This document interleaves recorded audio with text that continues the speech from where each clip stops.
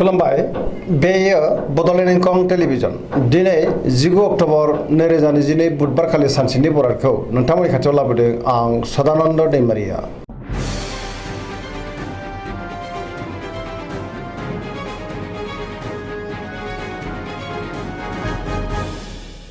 सिगां फरायनो लादों मेष राशि गिबि हांखो अ ल दिनैनि साना जोबोर मोजां मावनो लानाय खामानिखौ थि समावनो आरो गोरलैयैनो मावफुंनोबो हागोन। गोसोखौ दिनै जोबोर गोजोननाय मोनगोन। देहाया मोजाङै थागोन। बहानिफ्रायबा मोजां खौरां फैनोबो हागौ। रांखावरियाव दिनै जोबोर मोजां गोबां धोन आरजिनोबो हागोन। आयाबो बांनो हागौ। बेफार फालांगियाव दिनै जोबोर मोजां होनजायो। सोरबा लोगोनिफ्राय मोजां खौरां फैगोन। न'खराव अननानै फैगोन। बिमा बिफानि अननाय आरबोरखौ दिनै मोननो हागौ। गुबुननि गोसोखौ दिनै गोरलैयैनो बोनोबो हागोन। गोसोनि बोलोआबो बांगोन। समाजाव मान मोनगोन। लाइमोनफोरा जोबोर रमान्टिक जागोन आरो गावबा गावनि गोसोनि साननायखौ फोरमायलायनोबो हागोन। फरायसाफ्रा दिनै फरायनायाव गोसो दुंखांगोन आरो मोजां फिथाइ मोनगोन। पजिटिभ एनार्जिनि गोहोमबो गोग्लैनो हागौ। वृष राशि गिबि हांखो इ उ ब दिनैनि साना जोबोर मोजां मोनफ्रोमबो बिथिङावनो जाफुंसारगोन। गोबां मोजां खाबु फैनोबो हागौ। गोसोखौ दिनै जोबोर गोजोननाय मोनगोन। गोसोनि बोलोआबो बांगोन। गावनि गोसोनि साननायखौ गुबुननो फोरमायनोबो हागोन। समाजाव मान मोनगोन। रांखावरियाव मोजां बेफार फालांगियावबो जोबोर मोजां मुलाम्फा मोननो हागोन। आयाबो दिनै बांनो हागौ। न'खराव बिसि फिसायनि गेजेराव अननानै फैगोन। बिदा फंबायजों मोजां सोमोन्दो थागोन। देहाया मोजाङैनो थागोन। अब्लाबो नाथाय जानाय लोंनायाव सांग्रां जानांगोन। गुबुननि हेफाजाब मोननो हागौ। जायखि खामानि मावा मानो मोनफ्रोमबो खामानिखौनो दिनै गोरलैयैनो मावफुंनो हागोन। गोसोनि साननायफ्रा जाफुंनो हागौ। गोसोआव पजिटिभ साननाय फैगोन। गोथों आरो गोग्गो साननो रोंगोन। गियाननि आंखाल जानाय नङा। पजिटिभ एनार्जिनि गोहोम गोग्लैगोन।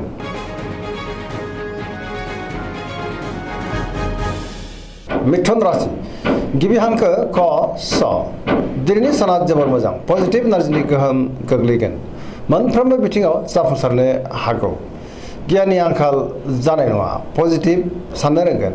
गोसोखौ दिनै जोबोर गोजोननाय मोनगोन। गोसोनि बोलोआ बांगोन। देहाया मोजाङैनो थागोन। अब्लाबो नाथाय जानाय लोंनायाव सांग्रां जायोब्ला गाहाम। रांखावरियाव मोजां बेफार फालांगियावबो मोजां होनजायो। न'खराव अननानै फैगोन। सोरजोंबा बाख्नाय जानो हागौ। गोसोनि बोलोआबो बांगोन। गावनि गोसोनि साननायखौ दिनै गुबुननो फोरमायनोबो हागोन। सोरबा लोगोनिफ्राय थोजासे हेफाजाब मोनगोन। सोरजोंबा बाख्नाय जानोबो हागौ। लाइमोनफोरा जोबोर रमान्टिक जागोन आरो गावबा गावनि गोसोनि साननायखौ फोरमायलायनोबो हागोन। कर्कट राशि गिबि हांखो ड ह दिनैनि साना जोबोर मोजां गोसोखौ दिनै जोबोर गोजोननाय मोनगोन। सोरबा गोजाम लोगोजों बहाबा लोगो मोनलायनानै गोसोखौ दिनै बांसिन गोजोनगोन। गुबुननि थाखाय गोबां मोजां खामानि मावनानै होनोबो हागोन। गोसोनि साननायफोरा जाफुंनो हागौ। गोसोआव पजिटिभ साननाय फैगोन। गोथों आरो गोग्गो साननो रोंगोन। गियाननि आंखाल जानाय नङा। रांखावरियाव जोबोर मोजां बेफार फालांगियावबो जोबोर मोजां मुलाम्फा मोनगोन। न'खराव अननानै फैगोन।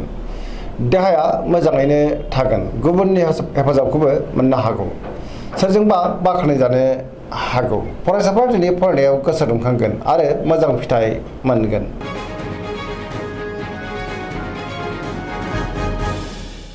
सिंह राशि गिबि हांखो म ट दिनैनि साना मोजां आरो गाज्रिनि गेजेरजों बाबेनलांगोन। गोसोआव गोनो गोथो साननाय फैनो हागौ। नेगेटिभ एनार्जिनि गोहोमबो गोग्लैनो हागौ। मावनो लानाय खामानिखौ मावफुंनो हागोन। सोरबा लोगोनिफ्राय नाथाय गाज्रि खौरां मोननोबो हागौ। सांग्रां जानांगोन। बहाबा दावबायनो एबा हान्थिनो खाबु मोनगोन।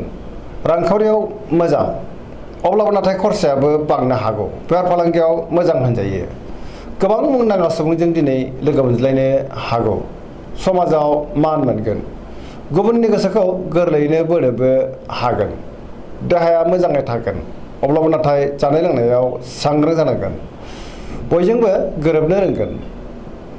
गोसोआ जोबोर आला खालाबो जानो हागौ। नेगेटिभ एनार्जिनि गोहोमबो गोग्लैनो हागौ। सांग्रां जानाया गाहाम। कन्या राशि गिबि हांखो प ट दिनैनि साना जोबोर मोजां गोसोखौ दिनै जोबोर गोजोननाय मोनगोन गोसोआव गोथों आरो गोग्गो साननाय फैगोन गियाननि आंखाल जानाय नङा रांखावरियाव मोजां अब्लाबो नाथाय खरसायाबो बांनो हागौ बेफार फालांगियाव मोजां होनजायो देहाया मोजाङैनो थागोन गोबां मुंदांखा सुबुंजों लोगो मोनज्लायनो हागौ न'खराव अनलायनाय फैगोन गोबां खामानियाव दिनै मुखुबबो थागोन सोरजोंबा बाख्नायजानोबो हागौ गोसोआव पजिटिभ साननाय फैगोन लाइमोनफोरा जोबोर रमान्टिक जागोन आरो गावबा गावनि गोसोनि साननायखौ फोरमायलायनोबो हागोन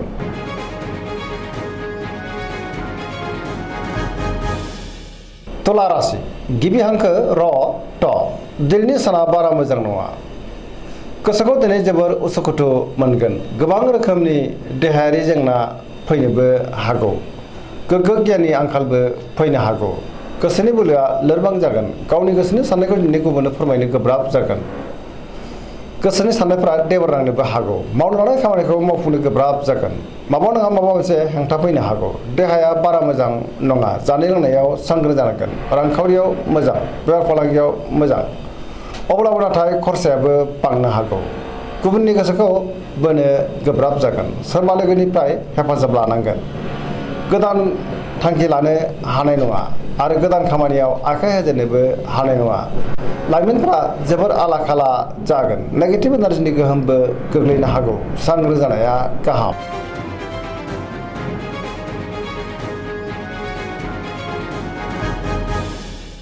वृश्चिक राशि गिबि हांखो न स दिनैनि साना जोबोर मोजां समाजाव मान मोनगोन गोबां मुंदांखा सुबुंजों दिनै लोगो मोनज्लायनो हागौ गोसोआव पजिटिभ साननाय फैगोन गोथों आरो गोग्गो साननो रोंगोन पजिटिभ एनार्जिनि गोहोमबो गोग्लैगोन समाजाव लोगो लेवा बांनो हागौ गोसोआव गोग्गो आरो गोथों साननाय फैगोन मावनो हानाय खामानिखौ थि समावनो आरो गोरलैयैनो मावफुंनोबो हागोन गुबुननिफ्राय थोजासे हेफाजाबबो मोननो हागौ गोसोनि साननायफ्रा जाफुंगोन गोसोनि बोलोआबो बांगोन समाजाव मान मोनगोन न'खराव बिसि फिसायनि गेजेराव अनलायनाय फैगोन रांखावरियाव दिनै जोबोर मोजां अब्लाबो नाथाय खरसायाबो बांनो हागौ बेफार फालांगियाव जोबोर मोजां मुलाम्फा मोननो हागोन गुबुननि हेफाजाबखौ मोननो हागौ फरायसाफोरा दिनै फरायनायाव गोसो दुंखांगोन आरो मोजां फिथाइ मोनगोन सेंग्रा सिख्लाफ्रा जोबोर रमान्टिक जागोन आरो गावबा गावनि गोसोनि साननायखौ फोरमायलायनोबो हागोन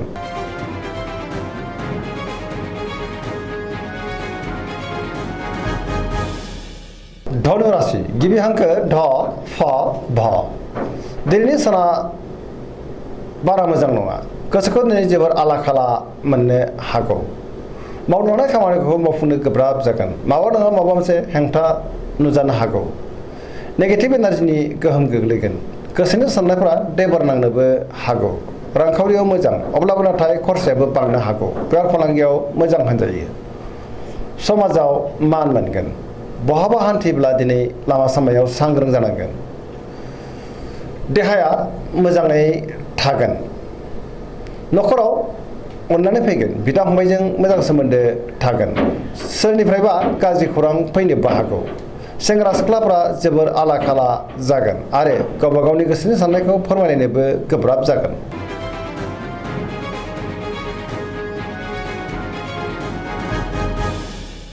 मकर राशि गिबि हांखो ख ज दिनैनि साना जोबोर मोजां गोसोनि साननायफ्रा मोगथाङाव जाफुंगोन मावनो हानाय खामानिखौ थि समावनो आरो गोरलैयैनो मावफुंनोबो हागोन रांखावरियाव जोबोर मोजां अब्लाबो नाथाय खरसायाबो बांनो हागौ बेफार फालांगियाव जोबोर मोजां मुलाम्फा मोनगोन गोबां नागा सुबुंजों दिनै लोगो मोनज्लायनोबो हागौ गुबुनजों मोजां सोमोन्दो लाखिनो रोंगोन मोनफ्रोमबो खामानिखौनो गोरलैयैनो मावफुंनो हागोन सिगांनि बबेबा आद्रा खामानियाबो दिनै मावफुंजागोन गोदान खामानियाव आखाइ होजेननोबो हागोन न'खराव अननानै फैगोन बिदा फंबायनिफ्राय मोजां हेफाजाब मोननो हागौ सेंग्रा सिख्लाफ्रा गावबा गावनि गोसोनि साननायखौ फोरमायलायनो हागोन आरो गोसोआ दिनै जोबोर रमान्टिक जागोन फरायसाफ्रा फरायनायाव गोसो दुंखांगोन आरो मोजां फिथाइ मोननोबो हागोन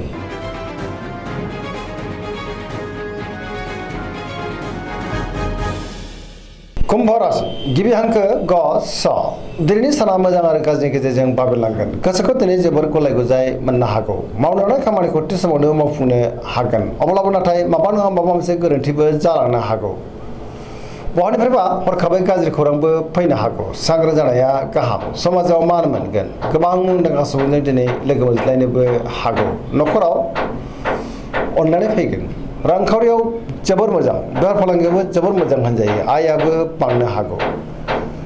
देहाया बारा मोजां थानाय नङा, गोबां रोखोमनि देहायारि जेंनाजों मोगा मोगि जानांनो हागौ। सोरबा लोगोनिफ्राय हरखाबै गाज्रि खौरांबो मोननो हागौ। नेगेटिभ एनार्जिनि गोहोम गोग्लैनो हागौ, सांग्रां जानाया गाहाम।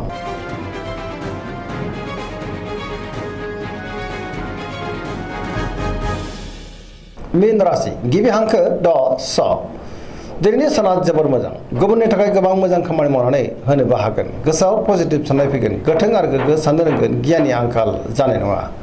गावनि गोसोनि साननायखौ दिनै गुबुननो फोरमायनोबो हागोन। देहाया मोजाङै थागोन, अब्लाबो नाथाय जानाय लोंनायाव सांग्रां जानांगोन। सोरबा लोगोनिफ्राय मोजां खौरां फैनोबो हागौ, सोरजोंबा बाख्नायजानोबो हागौ। लाइमोनफोरनि गोसोआ दिनै जोबोर रमान्टिक जागोन आरो गावबा गावनि गोसोनि साननायखौ फोरमायलायनोबो हागोन।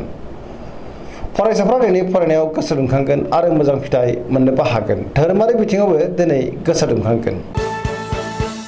दिनैनि राशि फरायथिना एसेनोसै। जोबनायाव बेखौनो खावलायो जाहाथे नोंथांमोना सानफ्रामबो जोंनि बे बड'लेण्ड इंखं टेलिभिजनखौ नायबाय थायो आरो साबस्क्राइब खालामो, लोगोसे लाइक खालामो आरो शेयार खालामो। एसेनोसै, गोजोन्थों।